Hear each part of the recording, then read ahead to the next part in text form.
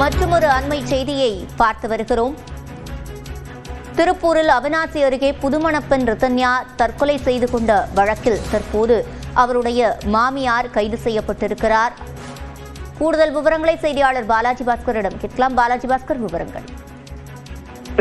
அதாவது திருப்பூர் மாவட்டம் அவிநாசி கைகாட்டுப்புதூர் பகுதியைச் சேர்ந்த ரிதன்யா என்ற பெண் திருமணம் செய்து 78 நாட்களில் மாமியார் மற்றும் கணவர் வீட்டாரின் வரதட்சணை கொடுமை மற்றும் கணவரின் உடல் ரீதியான வன்முறை காரணமாக தன்னால் தாங்கிக் கொள்ள முடியவில்லை என ஆடியோ பதிவுகளை தனது தந்தைக்கு அனுப்பிவிட்டு கோவிலுக்கு செல்லும் வழியில் காரிலேயே தென்னை மாத்திரைகளை உட்கொண்டு உயிரிழந்தார்.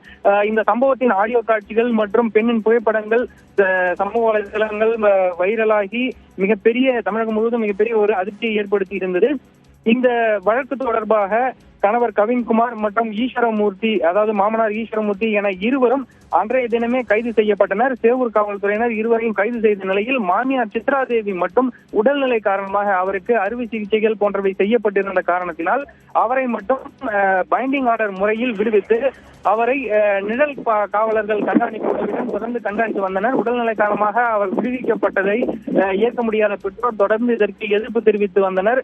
அதாவது ரிதன்யாவின் பெற்றோர் இது தொடர்பாக திருப்பூர் மாவட்ட காவல் கண்காணிப்பாளர் அலுவலகத்தில் புகார் அளித்து உடல்நிலை சரியில்லாத காரணத்தை காட்டி அவரை கைது செய்யாமல் இருப்பது ஏற்புடையதல்ல என தொடர்ந்து அவர்கள் கோரிக்கை விடுத்து வந்த நிலையில் தற்பொழுது சேவூர் போலீசார் மாமியார் சித்ராதேவியை கைது செய்துள்ளனர்.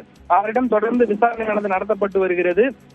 ஏற்கனவே அவர் விடுதலை செய்யப்பட்டிருந்த சூழ்நிலையில், அதாவது சொந்த ஜாமீன் மூலமாக விடுதலை செய்யப்பட்டிருந்த சூழ்நிலையில் தற்பொழுது அவர் கைது செய்யப்பட்டிருக்கிறார். அவரிடம் என்னென்ன மாதிரியான விஷயங்கள் ரிதன்யாவிற்கு செய்யப்பட்டது, ரிதன்யாவை நடத்திய விஷயங்கள் என்ன, அவரை எவ்வாறு நடத்தினார்கள், வீட்டில் இருக்கும் பொழுது அவருடன் பேசியது உள்ளிட்ட விஷயங்கள் குறித்தும் தற்பொழுது மாமியாரிடம் தொடர்ந்து விசாரணையானது நடத்தப்பட்டு வருவதற்காக முதற்கட்ட தகவலானது வெளியாகி இருக்கிறது.